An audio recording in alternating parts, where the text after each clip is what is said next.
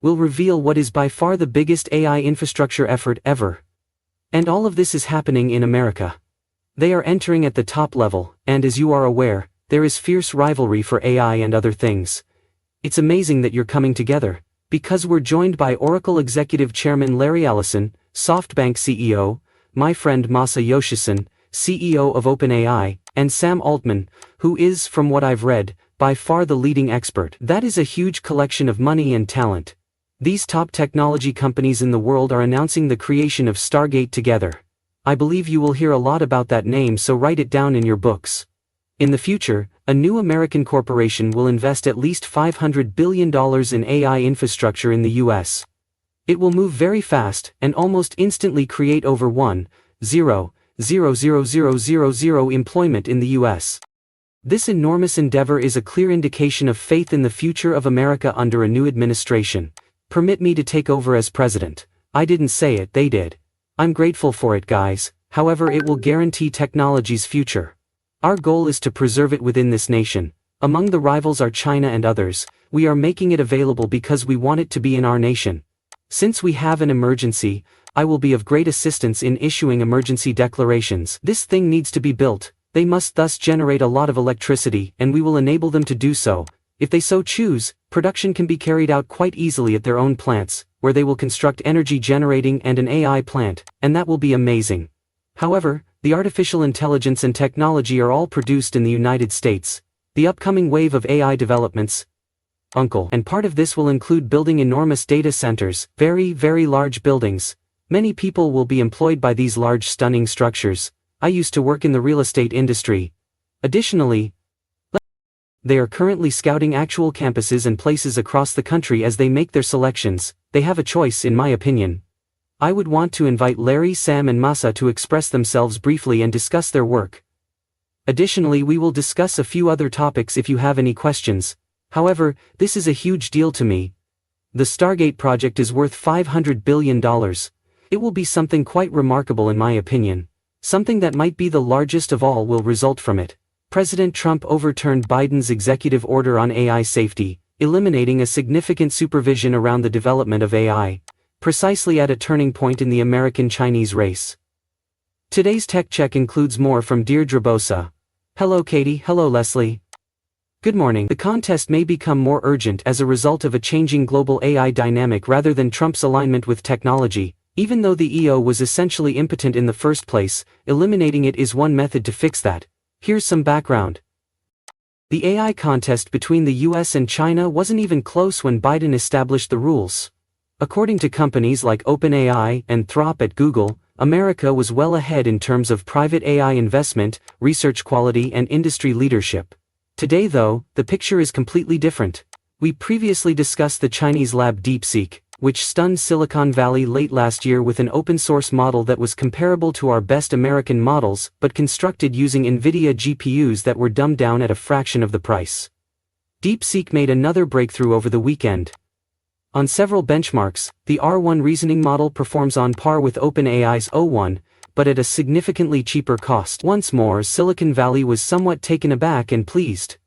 VC Mark Andreessen, whose company invests in OpenAI, published this from a senior research manager at Nvidia, highlighting the fact that, "We live in a period where a Chinese corporation is preserving OpenAI's original, really open purpose. Innovative research that gives everyone more power." Yeah, WTF, said Arvind Srinivas, CEO of Perplexity, who also introduced the new DeepSeek model to Perplexity Labs. Put another way, gentlemen, China's AI advancements have accelerated and reduced the US's previous lead in this race. According to a CEO working in this field, China has completely caught up as of this morning. It's not narrowed, he says. China has caught up completely. As a result, not many people in the industry, including some who applauded the executive order when it was issued in 2023, are upset that the president revoked it. That might be a sign of a shifting dynamic that prioritizes innovation and American supremacy over security.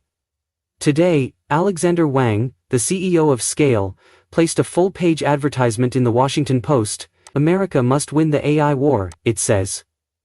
The VCs and founders I regularly speak with share that sentiment, and it's a theme we'll undoubtedly hear more of during President Trump's term. You've also mentioned that China's advancement hasn't been slowed by the shift from large language models to chip export bans. Do you believe that the next government will be very supportive of the US semiconductor industry and semiconductor production? I believe so. Over the past several years, the CHIPS and Science Act has made large investments. Additionally, if you consider what that is attempting to accomplish, it is to reshore some advanced chip production. Despite being the largest user, the United States produces virtually none of the most sophisticated semiconductor chips in the world. The sophisticated refer to the process of producing sophisticated control systems. Additionally, we require those chips for our defense systems as well as for consumer markets, which power our economy. Therefore, we must increase our domestic manufacturing for both economic and national security grounds. Furthermore, I think that the next administration will make even greater investments in these technologies. Some of the tech leaders were present for the inauguration. In order to maintain global competitiveness, I believe that President Trump wants to collaborate with some of those tech giants, and I believe that everyone understands how crucial they are to our future. Let's discuss Nvidia. Everyone is talking about the stock. We receive a variety of calls from our viewers on this stock, as you are aware. The most frequently asked question is, am I too late? Have I missed the Nvidia rally? Is the current pricing too high? You believe that the answers to those inquiries are negative, and you believe that in 2025, Nvidia will still be a hot topic and a stock that's worth buying. Yes, exactly. And if you look at last year, I believe it was all about Jensen Huang, the man in the leather jacket. Furthermore, Nvidia has actually altered the computing system. They have now switched it from a GPU to a whole data center. Furthermore, their actions go beyond the Moore's law principle, which really doubles transistors every 2 years. And by building whole systems, they are currently witnessing exponential increases in AI training models. Therefore, in order to see those advantages, everything must be in harmony, including the memory components, GPUs, and networking systems. When it came to training these AI models, there were a lot of worries about us hitting these plateaus in terms of the efficiency gains we're seeing.